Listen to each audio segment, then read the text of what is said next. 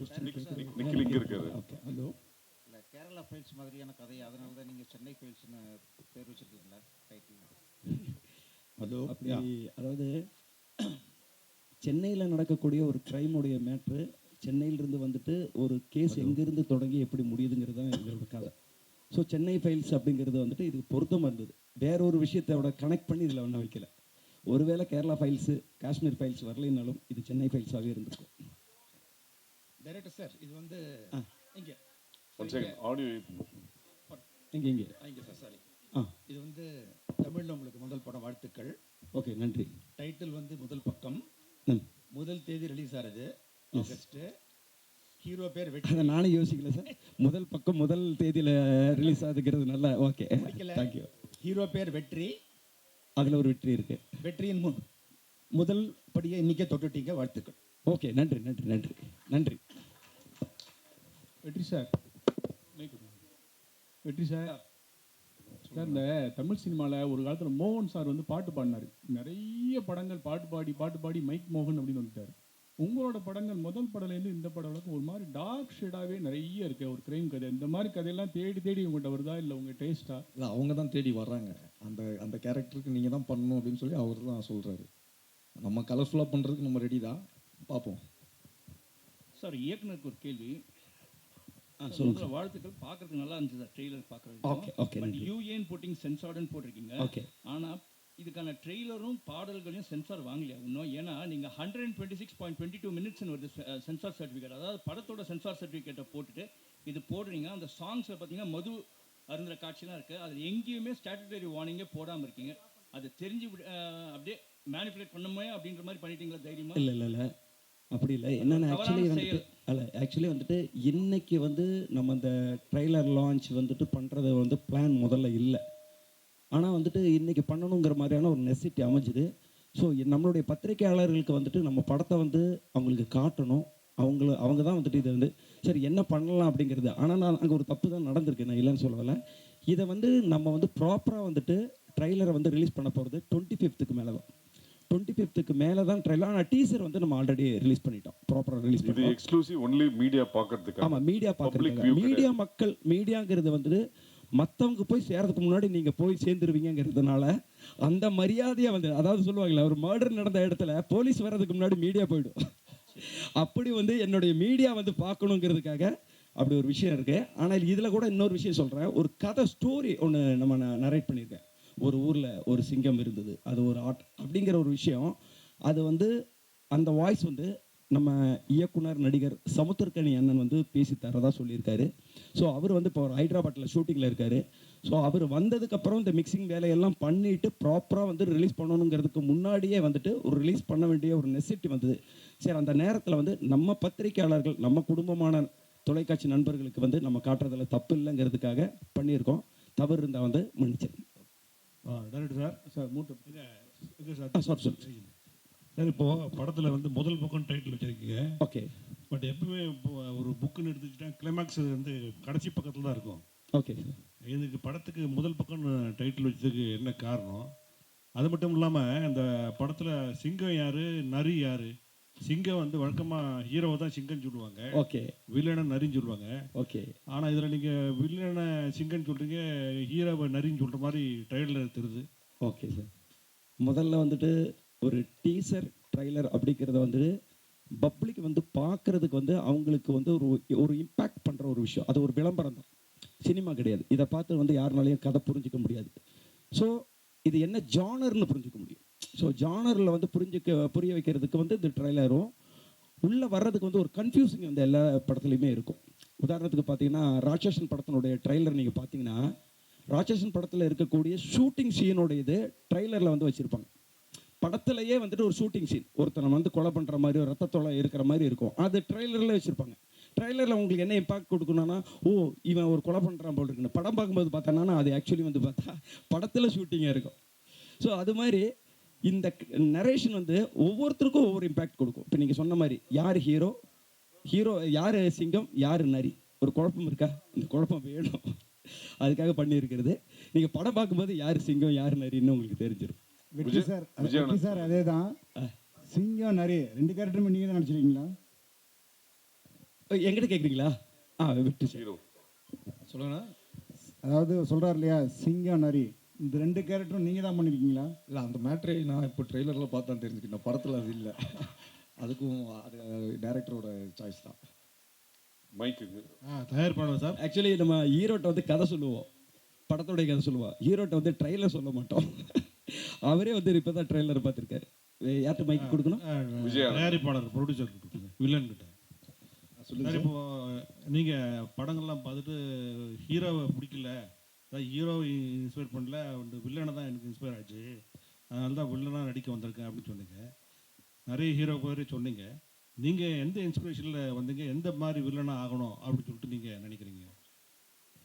இல்லை, நான் முதலே சொன்னது தான் சார். இப்போ துப்பாக்கி படத்தோட வில்லன் தனி ஒருவனோட மாதிரி வில்லன், அதாவது ஒரு கிளாஸி வில்லன். அந்த படத்தை வந்து எலிவேட் பண்ணணும். அதாவது இப்போ இந்த படம் எடுக்கும்போது கூட அவர் கதை சொல்லும் போது நான் சொன்னேன், சார் நீங்கள் ப்ரொடியூஸ் பண்ணுறீங்க, மேபி உங்களுக்கு எக்ஸ்ட்ரா சீன்ஸ் அதெல்லாம் தேவையில்லை. அந்த கதைக்கு என்ன தேவையோ, அந்த வில்லனுக்கு எவ்வளோ தேவையோ, அந்த மீட்டருக்குள்ளே நான் எவ்வளோ பர்ஃபார்ம் பண்ண முடியுமோ நான் பண்ணி கொடுப்பேன். ஸோ எனக்கு வந்து இப்போ நீங்கள் என்ன பார்த்துக்கிட்டிங்கன்னா, இப்போ படம் பார்க்குறோம், அந்த படத்தை பார்த்தாலே உங்களுக்கு தெரியும், இவருக்கு இந்த மீட்டரில் தான் நம்ம போய் தேடலாம், இவரை வந்து நம்ம இந்த மாதிரி யூஸ் பண்ணலான்னு விஷயம் தெரிஞ்சவங்களுக்கு தெரிஞ்சிடும்.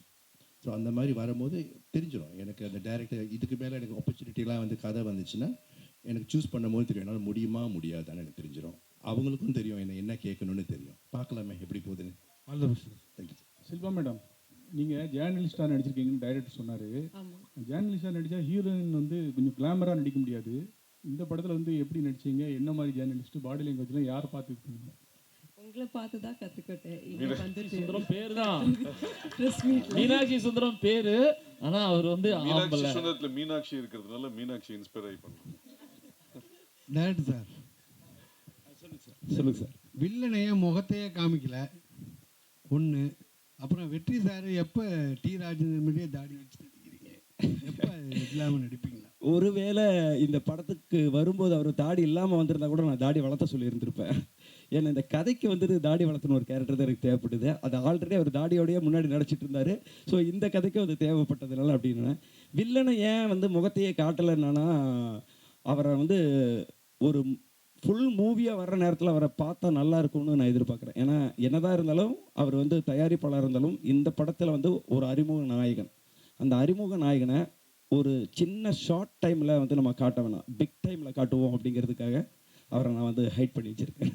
சார், ப்ரொடியூசருக்கு படம் முடிச்சிட்டிங்க, ஆனாலும் கிட்டத்தட்ட ஒரு 2 years கிட்ட உட்காந்து எடிட்டே பண்ணிட்டு இருக்கோம் அப்படின்னு சொன்னீங்க. நீங்கள் 1 year why took so much time? நீங்கள் எக்ஸிக்யூஷன் பண்ணீங்க, அது கூட ஷார்ட் ஃபிலிம்லாம் எடுத்து பார்த்துட்டீங்க, படமும் முடிஞ்சிருச்சு. Then why you took 1 year to edit? நாங்கள் அந்த டயத்துக்கு வெயிட் பண்ணினோன்றது வேறு, but still I was sizzling the படம்ன்றதுக்கான ரீசன் இல்லை, ஏன்னா அந்த ஒரு டைமில் சார், அந்த 1 year இருக்குல்ல, எடிட் பண்ணுறது ஒரு பக்கம். அந்த டைமில் வந்து மார்க்கெட்டில் பார்த்தீங்கன்னா புது படம் எல்லாமே வெளியே வரல, எல்லாம் பழைய படமாகவே ரிலீஸ் பண்ணிட்டு இருந்தாங்க. கர்ணன், கில்லி இதெல்லாம் திருப்பி வந்துகிட்டு இருந்துச்சு. ஸோ ஒரு டைம் இருந்துச்சு, அந்த டைம் சரியாக இருக்கணும் இல்லையா? அந்த மார்க்கெட்டிங்னு ஒரு டைம் இருக்குது. ஸோ அந்த ஒரு டைம் வந்து மஞ்சுபல் பாய்ஸ்லாம் ஓடிக்கிட்டு இருந்துச்சு. So I say let's wait, அந்த ஒரு டைம் வரட்டும் கரெக்டாக. But will just keep. ஏன்னா ஒரு க்ரைம் த்ரில்லரை எடிட் பண்ணுறது இருக்குல்ல, not a easy job.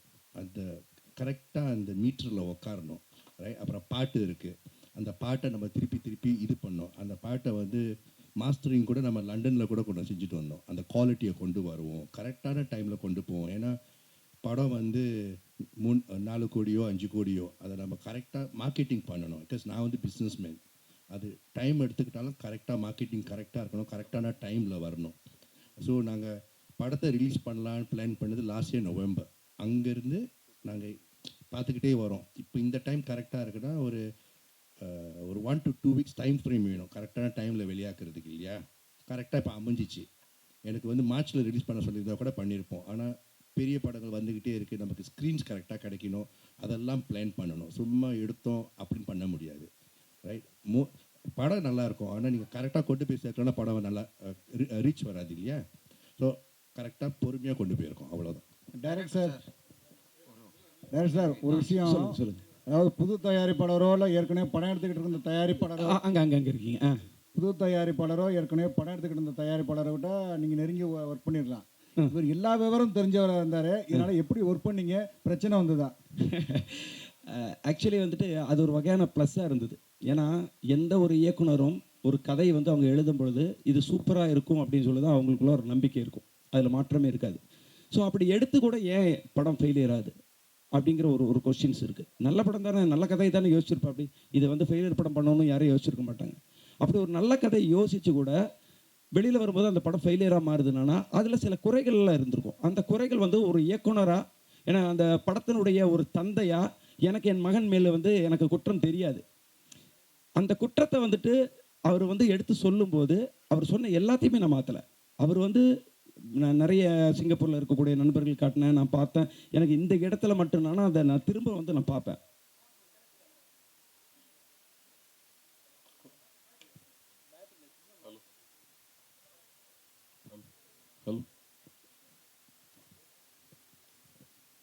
So அப்படி வந்துட்டு அவர் சொன்ன கரெக்ஷன் வந்து எனக்கு இதுக்கு பெரிய சப்போர்ட்டிங்காக தான் இருந்தது.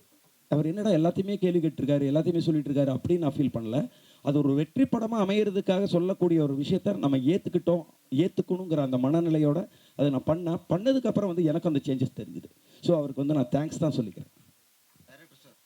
ஹீரோ சார் சொல்லுங்கள் சார். இல்லை 1980 பார்த்தீங்கன்னா டைரக்டர் உங்களுக்கு தான். எனக்கு தான். இங்கே ஓகே. 1980 எல்லாம் பார்த்தீங்கன்னா அறிமுக இயக்குனர்கள் எல்லாருமே லவ் ஸ்டோரியை தான் ஃபஸ்ட்டு படமாக எடுப்பாங்க. ஓகே. ஆனால் இப்போ வர எல்லா அறிமுக இயக்குனர்களும் இதே மாதிரி வெட்டு குத்துக்குள்ள சஸ்பென்ஸ் த்ரில்லராகவே எடுக்கிறீங்களே, என்ன காரணம்? அதாவது வந்து அந்தந்த சீசனில் அதாவது வரும். மாம்பழ சீசனில் மாம்பழம் தான் வரும், வாட்டர்மெலன் சீசனில் வாட்டர்மெலன் தான் வருங்கிற மாதிரி சினிமாவும் வந்து ஒரு சீசன் தான். அதை நம்ம புரிஞ்சுக்கணும். என்கிட்ட வந்து அப்போ லவ் கதை இல்லையா, என்கிட்ட வேறு கதை இல்லையான்னு கேட்டாங்கன்னா ஒவ்வொரு இயக்குனராக வரும்போது அவங்கள்ட்ட கிட்டத்தட்ட ஒரு 10 கதை இருக்கும். அந்த 10 கதையில் முதல் கதை எது படமாக்கப்பட போகுதுங்கிறது அந்த இயக்குனருக்கே தெரியாது. நம்ம வந்து ஒரு ப்ரொடக்ஷன் கம்பெனியில் வந்து கதை சொல்ல போகும்போது அவங்க சொல்லுவாங்க, உங்கள்கிட்ட இந்த மாதிரியான ஜானரில் கதை இருக்கான்னு கேட்பாங்க. ஏன்னா வந்து அந்த டைமில் வந்து பார்த்தோன்னா லவ் படமாக ஓடிட்டுருக்கோம். நான் வேற ஒரு கதை சொல்ல போனேன்னா லவ் கதை வச்சுருக்கீங்களான்னு கேட்பாங்க. அப்போ நான் லவ் கதை தான் சொல்லுவேன், சொல்லி அது படமாக்கப்படும். அடுத்தது நான் லவ் கதை சொல்லலான்னு போகும்போது வந்து பார்த்தேன்னா அப்படியே வந்து எல்லா சஸ்பென்ஸு த்ரில்லரு க்ரைம் இப்படி ஓடுதுங்கப்பாங்க. அப்போ அந்த நேரத்தில் நம்மள்ட்ட கேட்பாங்க க்ரைம் கதை வச்சுருக்கேன். ஸோ எதை கேட்டாலும் சொல்ல வேண்டுங்கிற தயார் நிலையில் ஒரு இயக்குனர் இருந்தால் மட்டும்தான் அவன் இயக்குனர் ஆக முடியும். ஸோ இந்த சீசனில் நான் இது பண்ணியிருக்கேன். இந்த முதல் பக்கத்தை தவிர அடுத்த பக்கங்கள் வரும்போது நீங்கள் கேட்ட கேள்விக்கான ஆன்சர் மாறும். ப்ரொடியூசர் சார் படத்தை இவ்வளோ லேட்டாக ரிலீஸ் பண்ணணுன்னு நீங்கள் கரெக்ட் டயத்தை பார்த்து தான் ரிலீஸ் பண்ணி பார்த்தீங்க. ஆனால் இப்போ வாரத்துக்கு 10 படம் ரிலீஸ் ஆகிட்டு இருக்கு. உங்கள் படம் 1ஆம் தேதி கிட்டத்தட்ட 7 படம் 8 படம் வருது, 12 படம் வருது. இதை எப்படி நீங்கள் சமாளிப்பீங்க சார்? மற்ற படத்தை பற்றி நான் கவலைப்பட போகிறது கிடையாது. எனக்கு என் படம் எவ்வளோ ரீச் போயிருக்கு அதுதான் எனக்கு தெரிஞ்சு. இங்கே இருக்கிறவங்க போஸ்டரை பார்த்து எனக்கு மெசேஜ் அனுப்புகிறாங்க. சிங்கப்பூர் மலேசியாவில் இருக்கிறவங்களுக்கு நியூஸ் தெரியும் இந்த மாதிரி படம் ஆகஸ்ட் 1 வருதுன்னு. எண்ட் ஆஃப் தி டே நம்ம 10 படம் வருதோ 100 படம் வருதோ ஃபர்ஸ்ட் ஷோலேயே தெரிஞ்சு போயிடும் இந்த படம் தேருமா தேராதான்னு தெரிஞ்சு போயிடும். நல்லா இருந்தால் பார்க்க போகிறாங்க. இல்லாட்டி நீங்கள் எவ்வளோ மார்க்கெட்டிங் நீங்கள் வந்து ஏரோப்ளேனில் பேனர் விட்டாலும் படம் ஊற்றிக்கிச்சுன்னா ஊற்றிக்கும். ரைட்டா? ஸோ எனக்கு தெரியும் ஃபர்ஸ்ட் ஷோ பார்த்துட்டு படம் நல்லா இருக்குன்னு சொல்லுவாங்கன்னு தெரியும். ஸோ நல்லா இருக்கிற படத்தை பார்க்க போகிறீங்க, இல்லைன்னா அதுவாக போய்க்கும். சார் கவலை இல்லை. ஹீரோ சார், உங்களுடைய முதல் படத்துக்கும் 2வது படத்துக்கும் அதிக இடைவெளி இருந்துச்சு, அது எல்லாருக்குமே தெரியும். ஆனால் இப்போ சமீப காலமாக பார்த்தீங்கன்னா நீங்கள் வெள்ளிக்கிழமை நாயகனாக வந்துட்டு இருக்கீங்க. வாரத்தில் ஒரு வாரம் விட்டு ஒரு வாரம் உங்கள் படம் ரிலீஸ் ஆகிட்டு இருக்கு. இது எதனால சார்? சீக்கிரம் சதம் அடிக்க முயற்சி பண்ணுறீங்களா? இல்லை அப்படி இல்லை, அவர் சொல்கிற மாதிரி ஒரு வருஷத்துக்கு முன்னாடி பண்ண படம் இதெல்லாம். நிறைய படம் வந்து ரிலீஸ் பண்ணாமல் வச்சு இப்போ மொத்தமாக லைனாக ரிலீஸ் ஆகுது. அதனால தான் வந்து உங்களுக்கு டக்குன்னு வந்த மாதிரி இருக்குது. இல்லை இடையில ஜிவி பிரகாஷ் சார் வெள்ளிக்கிழமை நாயகன்னாங்க, இப்போ எல்லாருமே சொல்கிறாங்க சார் நீங்கள் தான் வெள்ளிக்கிழமை நாயகன் சொல்லிட்டு இருக்காங்க. ரொம்ப சந்தோஷம். வெற்றி சார், அதே இது கன்னிஷா, இன்னைக்கு உள்ள சினிமா வந்து கொஞ்சம் மோசமாக இருக்குது. ஒரு வருஷத்துக்கு 5% 6% படம் தான் ரிலீஸ் ஆகுது. நீங்கள் முகம் தெரிஞ்ச ஹீரோ, பிரபல ஹீரோனாலும் நீங்கள் என்னென்ன சவால் சந்திக்கிங்க? டிஜிட்டல் விற்க மாட்டுக்கு, சேட்டலைட் விற்க மாட்டுக்கு, சம்பளம், தேட்டர் ரிலீஸ் பிரச்சனை நிறைய இது. ஹீரோவாக உங்களுக்கு ஏதாவது ஆதங்கம், சவால், இதை மாற்றணும்னு ஏதாவது ஃபீலிங் இருக்கா? இல்லை, அதான் படம் நல்லா போச்சுன்னா அடுத்த படத்துக்கு சம்பளம் ஜாஸ்தியாக வாங்கலாம். இல்லைன்னா அவர் சொல்கிற மாதிரி எதுவுமே பிஸ்னஸ் ஆகாமல் தான் இருக்கும். படம் நல்ல கண்டென்ட் கொடுத்தோம்னா அது ஆட்டோமேட்டிக்காக டிஜிட்டலோ சேட்டலைட்டோ எந்த பிஸ்னஸ்னாலும் ஆகும். படம் நல்லா இல்லைன்னா அது பிஸ்னஸ் கொஞ்சம் ஸ்டாப் ஆகி தான் இருக்கும். சார் டைரக்டர் சார் சொல்லுங்கள். இந்த படம் ஒரு த்ரில்லர் படம், ட்ரெய்லர் பார்க்குறப்ப தெரியுது. ஹீரோ வெற்றி அண்ட் ஹீரோயின் ஷில்பா மஞ்சுநாத் இவங்களுக்குள்ள கெமிஸ்ட்ரி எப்படி இருந்தது? ஸோ அவங்கள்ட்ட தான் கொஞ்சம் பர்ஃபார்மன்ஸ் எதிர்பார்த்து வருவாங்க. அந்த ரசிகர்களுக்கு என்ன மாதிரியான இதாக இருக்கும்? ஓகே, இந்த கேள்வி ஆக்சுவலி அவங்க 2 பேர்த்திட்டு கேட்டிருக்கணும். பரவாயில்ல, ஒரு இயக்குனராக சொல்கிறேன். யாரோ சொன்னாங்க ரிப்போர்ட்டராக நடிக்கும்போது வந்து கிளாமராக இருக்காது, அப்படி இருக்கும்போது வந்து நீங்கள் எப்படி நடிச்சிங்கன்னா உண்மையாலுமே கிளாமர் கிடையாது. உண்மையாலுமே கிளாமர் இல்லாமல் ஒரு ரிப்போர்ட்டர் அவங்க கரெக்டான ஒரு பதில் சொன்னாங்க. இந்த ரிப்போர்ட்டர் எங்கேருந்து கற்றுக்கிட்டாங்க, உங்கள்கிட்ட இருந்து கற்றுக்கிட்டாங்கன்னு. அதே மாதிரி தான் படத்தில் அவங்கள தெளிவான ஒரு ரிப்போர்ட்டராக மட்டும்தான் காட்டியிருக்காங்க. டக்குன்னு 2 பேர் வந்து பார்த்தாங்க, கண்ணும் பார்த்தது காதல் பாட்டு போனதுங்கிறது என் படத்தில் இல்லை. ஆனால் அவங்களுக்கான ரோலில் 2 பேரும் எப்படி ட்ராவல் பண்ணணுமோ அதை நான் கரெக்டாக காட்டியிருக்கிறேன். அந்த ட்ராவலில் அவங்களோட கெமிஸ்ட்ரி வந்து கரெக்டாக இருந்தது. வெற்றி சார், இப்போ நீங்கள் கூட சொன்னீங்க படத்தோடைய கண்டென்ட் நல்லா இருந்தால் நல்லா ஓடும், இல்லைன்னா ஓடாது அப்படின்ட்டு. ஆனால் இல்லை, ஓடுறது சொல்லல, பிஸ்னஸ் ஆகுறது. பிஸ்னஸுக்கு சேட்டலைட்டோ பிஸ்னஸுக்கு கண்டென்ட் தான் முக்கியங்கிறப்ப அதை வச்சு ஹீரோக்கள் சம்பளத்தை ஏற்றுறது அப்படிங்கிற ஒரு விஷயம் இருக்குல்ல, அதை பற்றின ஒரு விமர்சனம் பல பேரும் சொல்லிகிட்டே இருக்கிறாங்க. படத்தோடைய கண்டென்ட் தான் முக்கியம், டைரக்டர் தான், நீங்களும் அதை சொல்கிறீங்க. ஆனால் ஹீரோக்களுடைய சம்பளம் ஏற்றிடுறாங்க, அதை பற்றி என்ன நினைக்கிறீங்க? நான் ஒன்றும் ஏற்றலையே, பொதுவாக சொல்கிறேன். இப்போ நீங்கள் பேசுறது சினிமா இண்டஸ்ட்ரி பற்றி பொதுவாக சொன்னீங்க, அது மாதிரி பொதுவாக சொல்கிறேன். அந்த மாதிரி ஒரு விமர்சனம் இருக்குல்ல? இல்லை, அவங்க கொடுக்குறாங்க, இவங்க வாங்குறாங்க, அவ்வளோதானே. கொடுக்குறவங்க இருக்கிற வரைக்கும் வாங்குறவங்க வாங்கிட்டு தானே இருப்பாங்க. நன்றி. Yeah, Shilpa. My question to Shilpa, ma'am. Yeah. Shilpa, playing a journalist in a crime thriller must have been exciting and challenging too. We all know you're a perfectionist. What kind of homework you did exactly to do justice to the character? Because the whole film revolves around you.